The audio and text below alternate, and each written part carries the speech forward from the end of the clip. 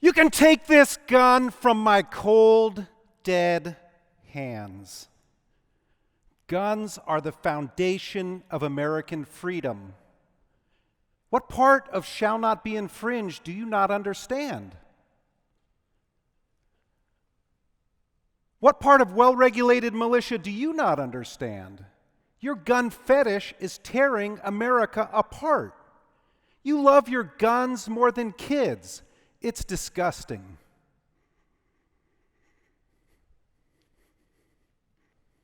How did that make you feel? Based on my experience with guns in America, I'm guessing there are three groups of people here today based on your emotional responses to that. Some of you fall on the gun rights side. You see the benefits of the Second Amendment and widespread ownership of firearms. Some of you fall on the public safety side. You see the harms caused by guns in American society. And some of you feel stuck in the middle, sick and tired of a national shouting match about guns that doesn't get us anywhere. Actually, I know there's a fourth group of people here today. Those are the students who are getting extra credit from your professors for being here. And I know that there are some of my students here, so this is your opportunity to take your proof of attendance selfie, okay? 5, 4, 3, 2, 1. Great. Now, whether you are entrenched in your own position on guns or you feel trapped in this polarized and polarizing debate in which neither side seems to listen to each other, I'm here to tell you it doesn't have to be this way. And I say this with confidence as a liberal professor who also owns guns, because I've spent time in all three of these camps. I grew up in the San Francisco Bay Area in a liberal gun-free bubble. And when I went to college at UC Berkeley, that bubble got a little stronger.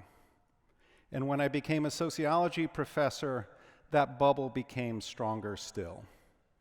And that bubble followed me for most of my adult life, until I came to North Carolina in 2005, joined the faculty here at Wake Forest University. And that bubble insulating me from guns started to break down under the weight of North Carolina's robust gun culture. I started seeing evidence of guns all around me. See billboards advertising gun stores and ranges. See advertisements for gun shows at the Joel Coliseum Annex right across the street. Street signs for concealed carry classes. And soon enough, I started noticing evidence of guns even in my own social networks among people I never thought would be gun people, like the IT guys I play tennis with, or my real estate agent, or my friend Sandy, who would later become my wife, who talked about carrying a Beretta M9 pistol in the Coast Guard and qualifying as a sharpshooter with the M16 rifle. And at some point, I started to feel like I was the only person in North Carolina who didn't know anything about guns. And this concerned me because I didn't know how guns worked, but I knew they were all around me. I didn't know whether they were loaded or unloaded. I wouldn't know how to make one safe if I came across one.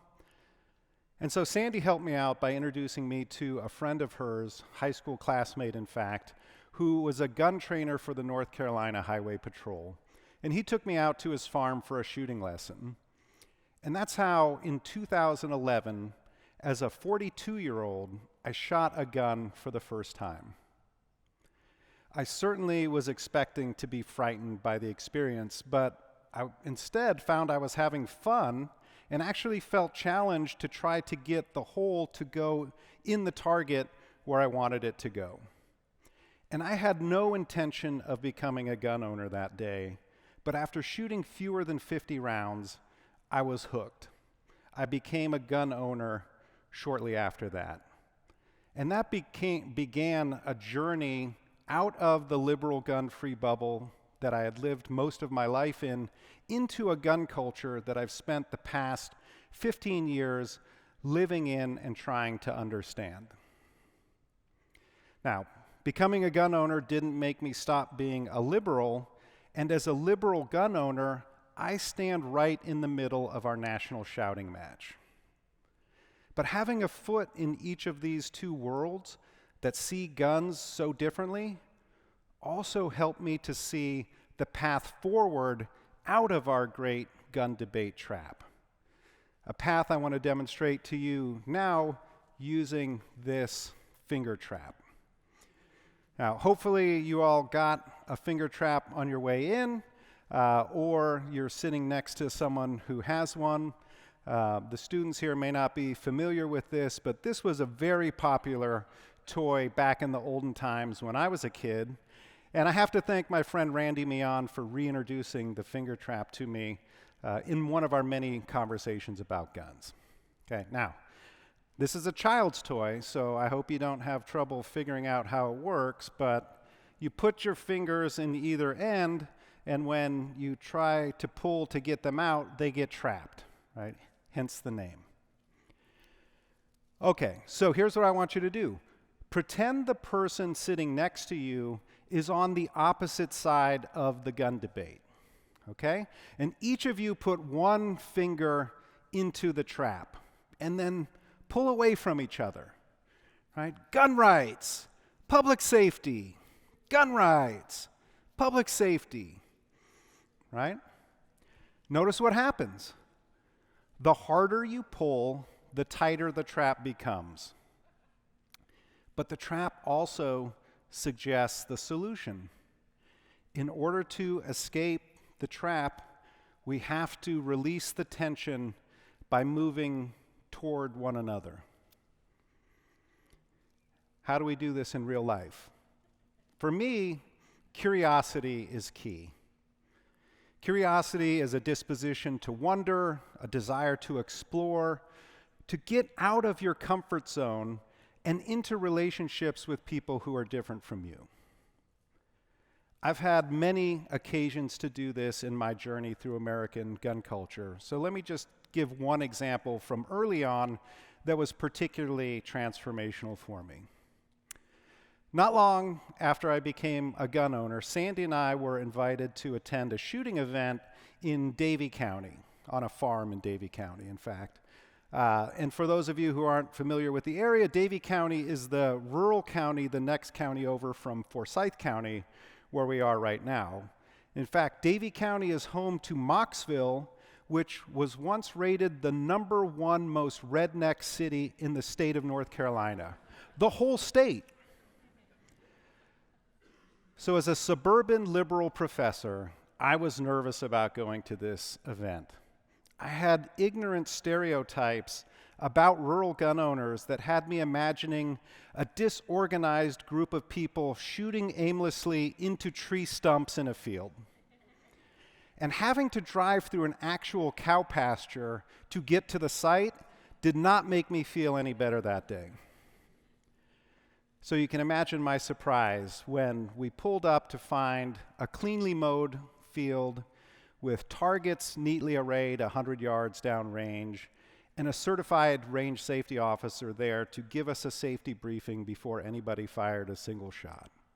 And I couldn't have felt any safer around a bunch of strangers armed with lethal weapons.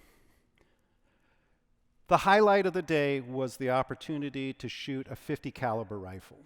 And if you're not familiar with firearms, a .50 caliber rifle is very large. 5 feet long, weighs over 30 pounds. Most people cannot shoot this rifle standing up, so we all shot it prone, laying down next to the rifle. And when my turn came, I did what everybody else in front of me did, which was to lay down to shoot the rifle right-handed. But the only problem is I'm left-handed, and so I was laying on the ground and I couldn't get my cheek fixed on the stock properly, and because of that, I couldn't see the target through the scope, and so I'm on the ground fussing and fixing and moving and trying to find the targets, and at some point I felt everybody's eyes on me, and I knew I just had to pull the trigger and hope for the best. And when I did that, everyone immediately saw how badly I missed from the cloud of dust that arose from the field well short and well to the left of the target. And it wasn't until we went downrange to check our targets after that we all saw just how badly I actually missed.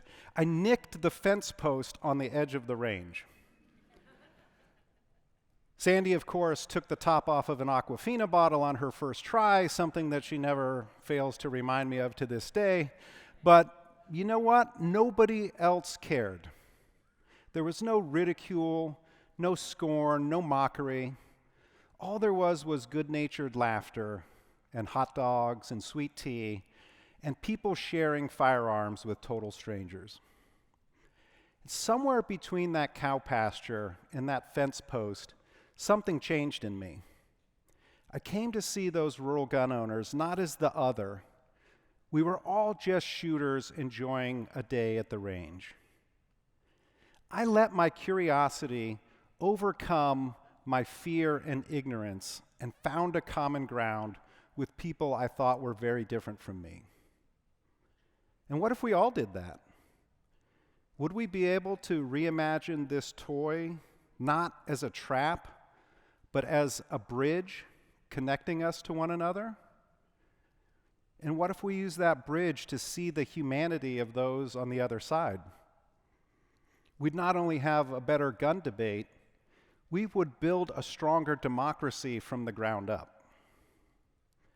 Now, I know some of you are pragmatists out there and you're thinking, oh yeah, building a stronger democracy, that's all well and good, but what does that really get us practically speaking? So I want to tell you about a project I've been involved in called Bridging the Divide on Firearms Policy, a project that's based on the idea that we do not have to choose between protecting gun rights and promoting gun safety. The project was developed by Michael Siegel at Tufts University, and it brought together 23 people from across the full spectrum of views on guns. And by full spectrum, I mean like full spectrum. Jonathan Lowy sues gun companies for a living, and Rob Pincus owns a gun company. And Richard Aborn was head of the Brady campaign and spearheaded the 1994 assault weapons ban. And B.J. Campbell thinks that widespread civilian ownership of semi-automatic rifles is a necessary defense against genocide. These were not moderate people looking for a comfortable middle ground. These were people who, under normal circumstances, wouldn't even talk to each other. So we didn't start with policy. With the help of an organization called Essential Partners, we started with each other. Our hopes, our dreams, our values, our experiences. And in that process, we stopped seeing each other as political adversaries and started seeing each other as fellow human beings. We moved toward each other. And on the common ground that we forged, we created 8 specific and very unique public policy proposals that respect gun rights and promote gun safety. And if you want to learn more about the process and the outcome, you can go to bridgethedividenow.org. Now, I only have a little bit of time, so let me just tell you about one part of one of those proposals. Jonathan Lowy brought forth a very striking statistic.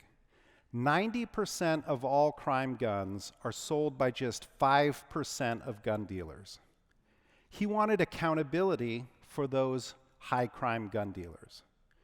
But Rob Pincus pushed back and said, you don't know whether all 5% of those high crime gun dealers have done anything wrong, much less illegal. So in our policy, we proposed both greater scrutiny for high crime gun dealers and immunity from liability for gun dealers whose products are misused by others through no fault of their own. John got accountability. Rob got fairness. That's what escaping the trap looks like in real life. So here's what I want you to do. Keep this toy. Put it on your desk. Stick it in your car. Make it a reminder of the need to be curious. Go talk to someone you wouldn't ordinarily talk to. Do something you wouldn't ordinarily do. Go someplace you wouldn't ordinarily go. And when you feel yourself getting uncomfortable, when you feel yourself pulling away, when you feel that trap tightening, remember this moment. Because this trap only works if we pull away from each other, and it only frees us if we move toward each other. The choice is ours.